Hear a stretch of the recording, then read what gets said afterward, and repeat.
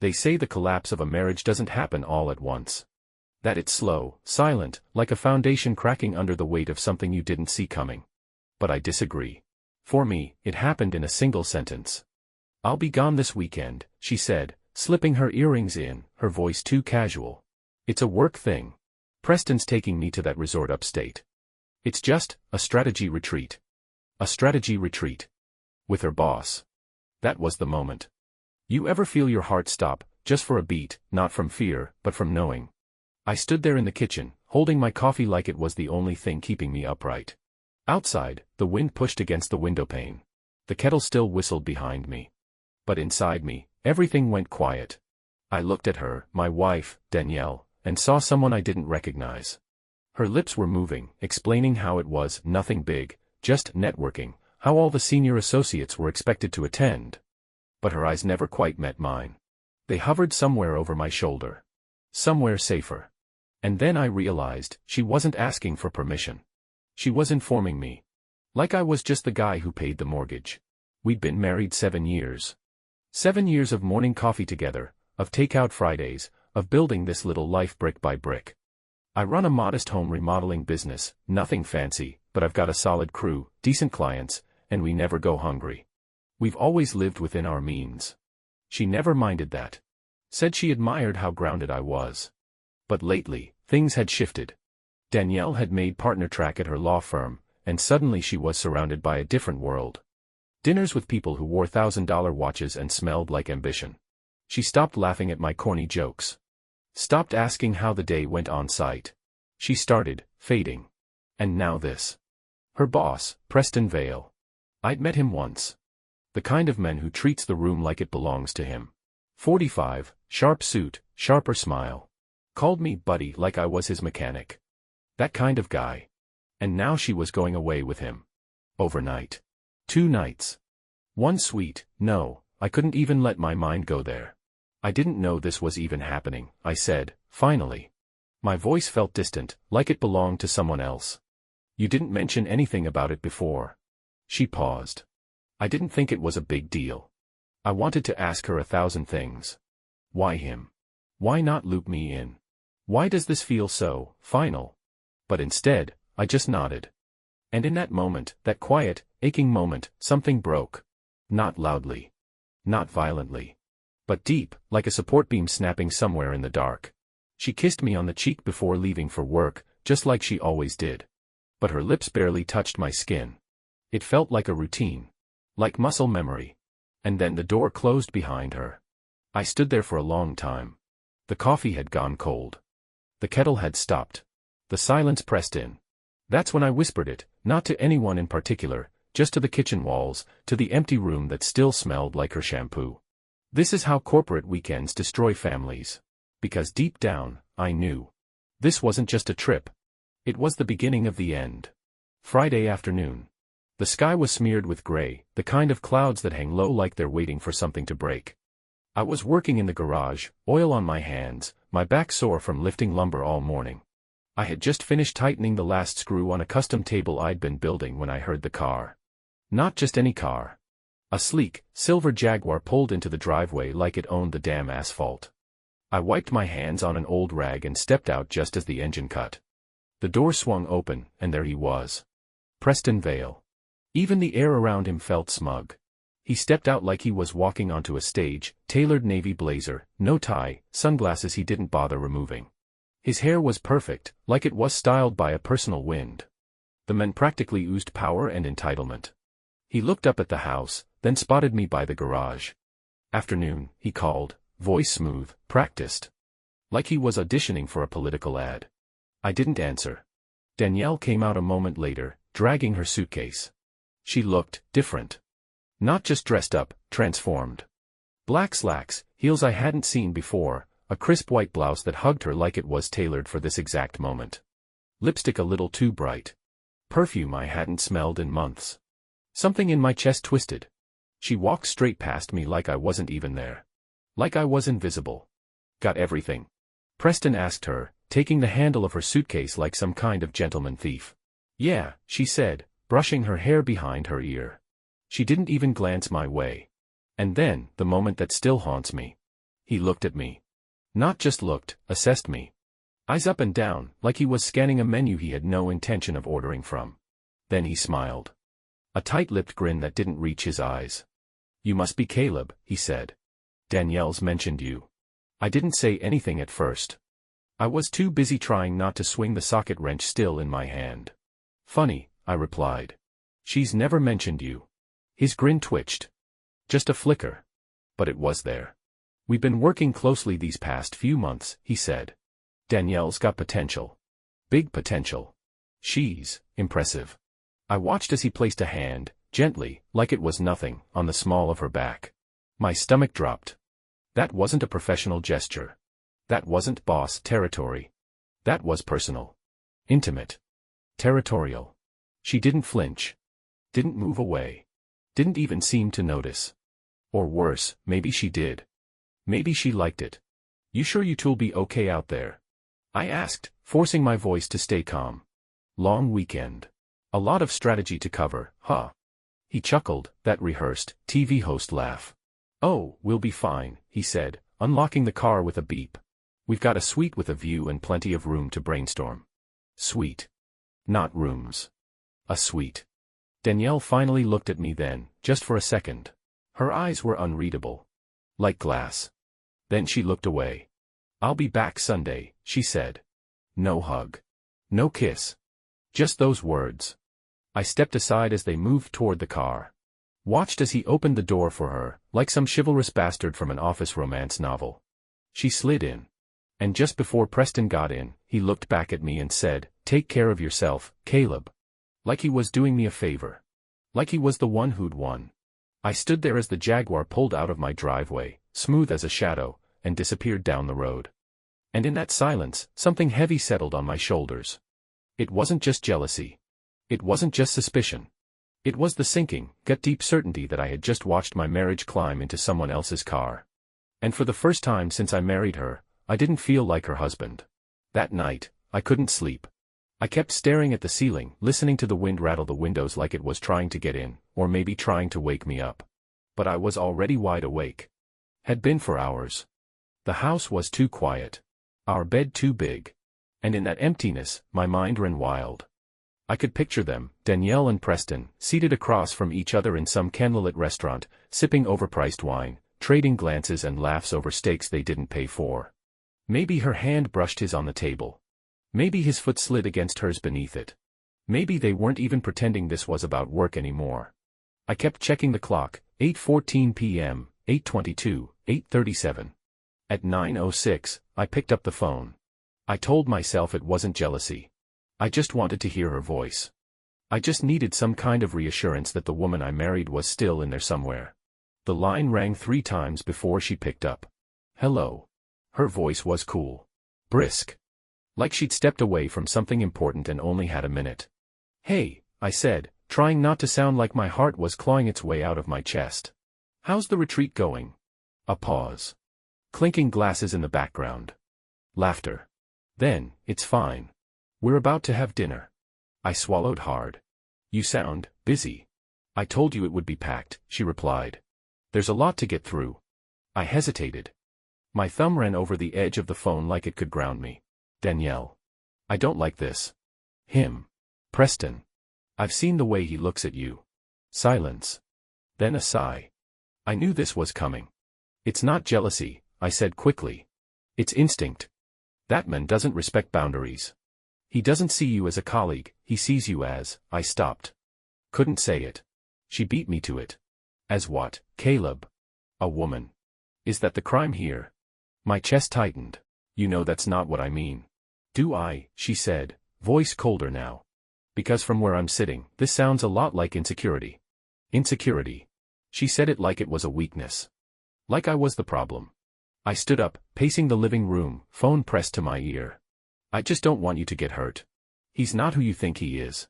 Men like him, they take what they want and leave wreckage behind." There was another pause. When she spoke again, her tone had changed. Detached. Flat. "I'm not a child, Caleb. I can handle myself. That's not what I really don't have time for this," she cut in. "We're heading into dinner. It's a big deal tonight. Preston wants me at his table. Those last few words, Preston wants me, slammed into my chest like a steel bat. She wasn't even hiding it anymore. I was silent. What else was there to say? Then came the final blow. I'll talk to you later, she said, like we were co-workers parting ways after a meeting. Don't overthink things, okay? It's just work. Love you. And then she hung up. Just like that. I stood there, phone still pressed to my ear, long after the line had gone dead. The soft buzz of disconnection echoing in my ear louder than her voice had. Just work. If it had been just work, she would have kissed me goodbye this morning. If it had been just work, she wouldn't have flinched when I mentioned his name. If it had been just work, I wouldn't be standing in our living room, heart in pieces, trying to convince myself that the woman I love hadn't already left me in all the ways that matter. I put the phone down. Sat on the edge of the couch. The silence in the house felt heavier than ever. My eyes fell on the wedding photo on the mantel, the two of us beaming, cheeks pressed together, eyes full of something that looked like forever. I remember that day like it was burned into my skin. And now she was somewhere else. With someone else. She came back Sunday evening, exactly when she said she would. I heard the key turn in the lock just as the sun was dying outside the window, painting the walls a soft amber. I stayed seated at the kitchen table, fingers wrapped around a cup of coffee that had long gone cold. The door creaked open. "Hey," Danielle said, stepping inside like nothing had happened. Like the last 48 hours hadn't carved a hollow pit in my chest. She looked radiant. Not tired. Not worn down from work. But recharged. Skin glowing, hair slightly windblown like she'd spent the weekend on a balcony with wine and laughter instead of boardrooms and briefings. Her suitcase hit the floor with a soft thud. She slipped off her coat and walked toward me. "I missed you," she said. That caught me off guard. "You did?" She nodded, a soft smile forming on her lips, the kind I hadn't seen in weeks. "Of course I did." Then she walked behind me, wrapped her arms around my shoulders, and kissed the top of my head. I didn't know what to do with that. I didn't know how to feel. But deep down, I felt relieved. It really was just a corporate meeting, and my wife had been stressed. Now, it's all behind us. "You hungry?" she asked, moving into the kitchen with this lightness in her step. "I was thinking I'd make that chicken marsala you like." Chicken marsala. The dish she hadn't made in over a year. The one she used to surprise me with when we first got married, when love still showed up in little moments and gestures, not just memory. She tied her hair back, rolled up her sleeves, and got to work like it was just another Sunday. Like we were fine. I sat there in stunned silence, watching her chop garlic like it was the most natural thing in the world. Her laughter, soft, musical, filled the room when I muttered something awkward under my breath. And later, when we sat down to eat, she reached across the table, touched my hand, and said, "I know I've been distant. I don't want to be anymore." I searched her face for something, a crack, a lie, a reason. But all I saw was that same woman I fell in love with. The one who used to sit beside me on the porch with coffee, barefoot and smiling at the morning. After dinner, we watched a movie on the couch. Her head found my shoulder like it used to. And that night she pulled me to the bedroom without saying a word. It was unlike anything we'd shared in years. There was hunger in her touch. Fire. Not just passion, intimacy. As if she was trying to climb back inside my skin, erase all the space that had formed between us. She kissed me like she needed me. Whispered my name like it still meant something. And for a moment, just a flicker, I let myself believe. Maybe this was a turning point. Maybe I'd misread everything. Maybe Preston had tried something and she'd seen through it. Maybe she'd come back to herself, and to me. But hope is a dangerous thing.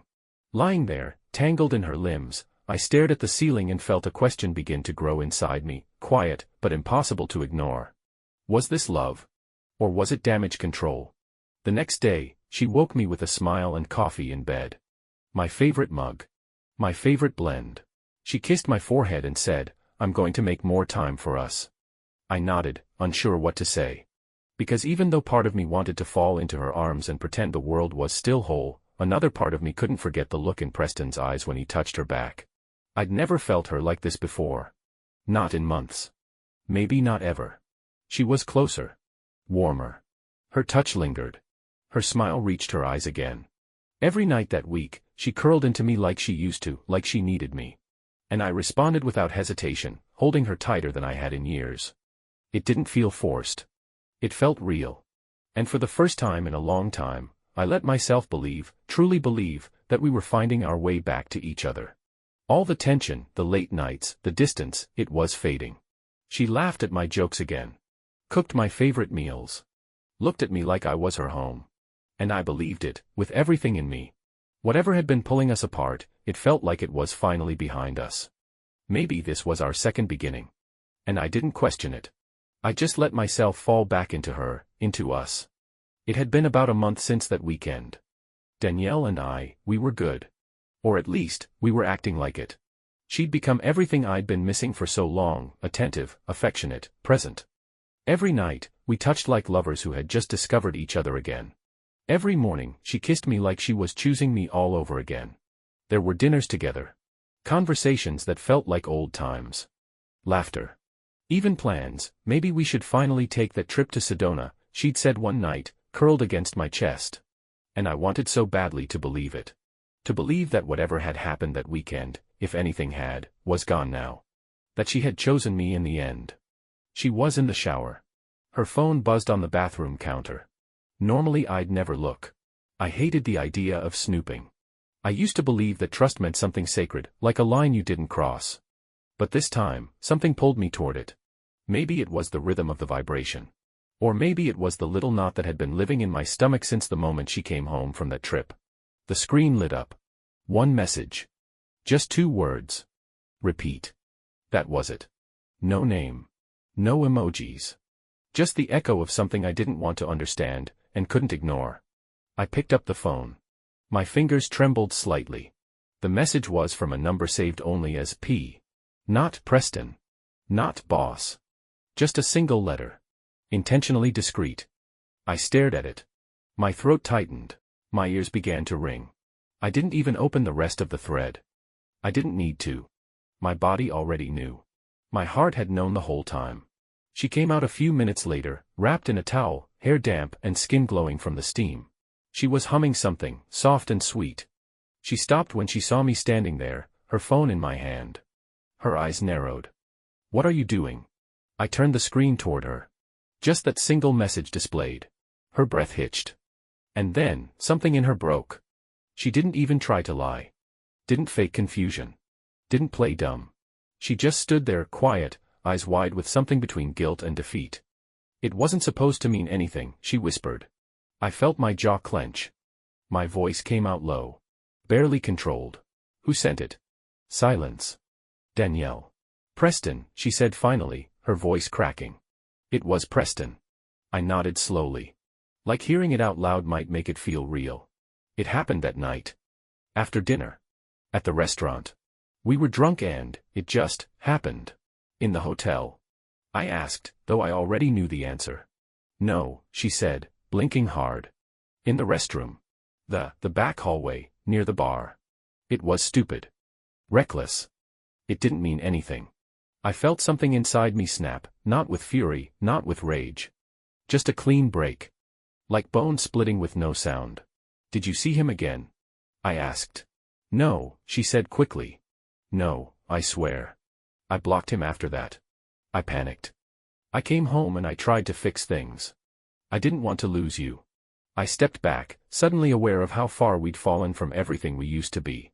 Fix things. I said, my voice trembling now. You mean pretend it never happened? Sleep next to me, kiss me, touch me, and just hope I'd never see the truth. I thought I could bury it, she said, tears rolling down her cheeks. I thought if I just loved you harder, maybe it could disappear. I stared at her, this woman I had once dreamed of growing old with. This woman who now stood before me, half naked, soaked in silence, and yet utterly unreachable. Then I did something I didn't even plan. I hurled the phone. It hit the wall with a sharp crack, shattered, and crashed to the floor in pieces. Danielle gasped, but I was already walking past her. I didn't yell. Didn't accuse. Didn't ask for more explanations. Because what else was there to say? I opened the door. Stepped outside. And let the night swallow me. I drove. I didn't pack a bag. Didn't check the gas. I just grabbed my keys, stepped into the truck, and hit the road with no idea where I was going. All I knew was that I couldn't stay in that house. Not with her scent still clinging to the walls. Not with the ghost of what we used to be floating in every room. I drove past our street. Past the town. Past everything that used to feel familiar. Miles passed like raindrops on the windshield, quiet, fast, unnoticed. I ended up on some narrow stretch of highway outside the city. The road curved along a river I'd forgotten existed. The water shimmered in the early light, calm and cold, like it knew something I didn't. I pulled over and cut the engine. The silence felt deafening. I sat there for a while. Didn't move. Didn't cry. Just stared through the windshield, watching the current drag dead leaves downstream. And that's when it started. The memories. Not the bad ones. Not yet. The good ones. The ones that cut deepest now. The first time we met, in that bookstore downtown. I was looking for a book on home repairs, and she reached for the same one. We both laughed. She said, "Looks like we've got the same idea. Hope your place isn't falling apart too." The first date, greasy burgers and cheap beer, and her laughing with her whole body like nothing in the world could touch her. The way she looked the morning after we first said I love you, hair messy, eyes sleepy, my t-shirt draped over her shoulders. Like forever was something simple. Our wedding. God, our wedding. She cried walking down the aisle. Said she'd never believed in soulmates until me. That her career meant everything, but I was the one thing that gave it meaning. I believed her. Every word. And maybe she did too. Back then. But now. Now I was sitting on the side of a road with a hollow in my chest where her voice used to live. And the woman in that dress, the one who clung to me like I was her entire world. I couldn't find her anymore. She'd vanished somewhere along the way, replaced by someone who could kiss me goodnight and still carry another man's fingerprints in her skin. I leaned back in the seat and stared at the ceiling of the truck, eyes burning. The anger hadn't hit yet. What I felt was something quieter. More dangerous. Loss. A deep, aching emptiness that didn't scream, it just sat heavy on my lungs. I'd always thought betrayal would feel like fire. Like chaos. But it felt like stillness. Like a sudden stop after motion. Like walking into a room and forgetting why you went there. I got out of the truck. The wind hit my face, sharp and biting, like it wanted me to stay awake. I walked to the edge of the riverbank and stood there for a long time.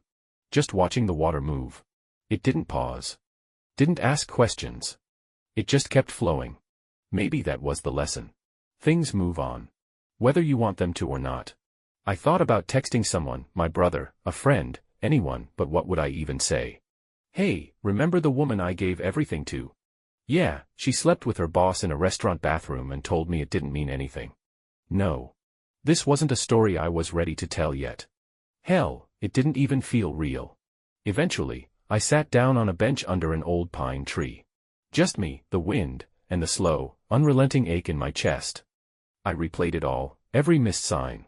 Every night I told myself she's just tired, it's just work. Every moment I looked at her and thought, please just love me the way you used to. But I knew something now that I hadn't been willing to admit before. You can't beg someone to stay in love with you. You can't compete with a version of yourself they've already decided isn't enough. And you damn sure can't rebuild something with someone who shattered it and handed you the broom. As the sky dimmed and the river swallowed the last of the light, I made a quiet decision. I wasn't going back to who I was before this. I couldn't. That man, the one who waited up, who made excuses, who held on to hope like it was a rope in a flood, he was gone. Something inside me had cracked. And for the first time in my life, I wasn't afraid of what came next. It was already dark by the time I pulled back into the driveway. I killed the engine and just sat there for a while, watching the soft light glowing from the downstairs window. The house looked exactly the same siding, same porch swing, same flower pot she always forgot to water. But it felt like a stranger's home now. Like someone else's life lived inside it. I stepped out, walked slowly to the door, and let myself in. No suitcase. No packed bag waiting by the stairs. She hadn't left. Not yet. Danielle was in the living room, sitting on the edge of the couch, elbows on her knees, eyes locked on the front door like she'd been waiting all day for it to creak open. She stood when she saw me. But neither of us said a word. We just looked at each other. And in that silence, I saw everything. Her red-rimmed eyes. The smudged mascara she hadn't bothered to fix. Her fingers twitching like she wanted to reach for me, but didn't know if she had the right anymore. And me. I didn't know what I wanted her to do. Part of me hoped she'd fall to her knees, beg, scream, cry, something to show me that this wreckage meant as much to her as it did to me. But she just stood there. Quiet. Like someone grieving a body that hadn't been buried yet. I walked past her without a word. She didn't follow. Upstairs, I changed out of the clothes I'd worn all day, the flannel still holding the scent of pine and river water. I splashed cold water on my face. Looked at myself in the mirror. I didn't recognize the man staring back. There was something hard in his eyes now. Something quiet and final. When I came back downstairs, she was still in the living room. Still waiting. She opened her mouth, finally, but no sound came out. So I did the only thing I could manage. I reached out and touched her face. She leaned into it like it was the first warmth she'd felt in years. And then, without words, we found our way to the bedroom. There was no passion. No forgiveness. Just need. Raw, broken, human need. We clung to each other like survivors of a shipwreck, not because we believed we could swim, but because we didn't want to drown alone. It was desperate. Intimate. Painful. And it didn't fix anything. It wasn't about love anymore. It was about memory. About the ghost of what we used to be, wrapping itself around us one last time before vanishing for good. At one point, her fingers brushed my cheek. Her lips found that soft place behind my ear where she always used to kiss me goodnight. I closed my eyes. Not because it felt good. But because it hurt in the exact way I needed it to. After, we laid in the dark, tangled together like vines growing in opposite directions. No words. No promises. Just breathing. I watched the ceiling, waiting for tears that wouldn't come. She shifted beside me. Reached for my hand. I let her take it. Because even though something inside me had turned to stone, I still remembered what it felt like to be hers. And I guess, for one last night, I wanted her to remember too. Eventually, her breathing slowed. She fell asleep curled against me like she used to in the early days, before ambition pulled her away, before another man's hands filled the space mine used to. I lay awake. Eyes open. Heart still. This wasn't a reconciliation. It was a goodbye we didn't know how to say out loud. And when the sun rose, we both knew, whatever this was, this broken, beautiful, ruined thing between us, it was over. I woke before the sun. The room was quiet, too quiet. The kind of silence that presses on your chest. Danielle was still asleep beside me, her back to me now, one arm curled under the pillow, her breathing steady. For a moment, I just watched her. Her shoulder rose and fell with each breath. A strand of hair clung to her cheek. There was something innocent in her face when she slept, something that made it hurt worse. Because innocence isn't the same as loyalty. And softness isn't the same as love. I got up slowly, careful not to wake her. The house creaked under my steps like it knew. Like it understood this was the end of something. I made coffee. Poured just one cup this time. Sat at the kitchen table with a pen in my hand and a blank sheet of paper. And I wrote. Not a letter. Not a confession. Just a contract. Divorce agreement, simple, unembellished, typed the night before while she slept beside me. We'd built a quiet little life over 7 years. And I was about to dismantle it in less than 7 lines. I gave her the house. That part didn't even take a second to decide. She loved it more than I ever could again. Every corner now felt like a haunted room, and I didn't want to sleep beside ghosts. I signed my name at the bottom. Then I placed it on the kitchen counter, weighed down by a single house key. Next to it, I left a manila envelope, inside were our joint account papers, her share untouched. I took only the liquid cash I had withdrawn the night before, my passport, and the flash drive with my crypto savings, the one I never told her about. I wasn't being cruel. Just clean. Upstairs, I packed one bag.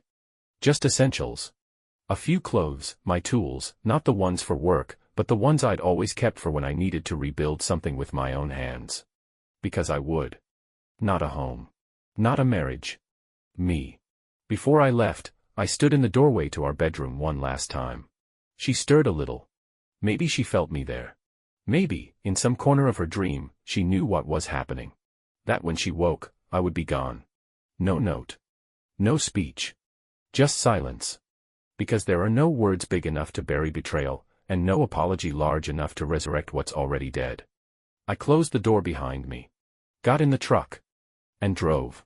No destination. Just distance. But somewhere along the freeway, with dawn bleeding orange through the clouds, my phone buzzed with the final confirmation.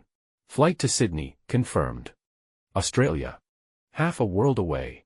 A fresh start with no shadows. No shared grocery lists. No second-hand trust. No pretending. At the airport, I sat at the gate, the plane's nose lit with soft halogen. The terminal buzzed with life, people saying hello, people saying goodbye. I was neither. Just someone finally stepping out of the wreckage. I pulled out my new passport. My real name inside, but it felt like a stranger's. A man I hadn't met yet. A man I still had time to become. As I boarded, I didn't look back. Didn't check for messages. Didn't wonder if she'd read the paper yet. Whatever reaction she had, tears, confusion, anger, it was hers to carry. I had already put mine down. I found my seat, buckled in, and looked out the window as the plane pulled away from the gate. Somewhere below, the woman I once loved would open her eyes and realize that the man who had once given her everything had given her one final gift, freedom. And taken his own. As the engines roared and we rose into the sky, I closed my eyes. And whispered, to no one but myself, I loved her more than I loved myself. But that's exactly why I had to go.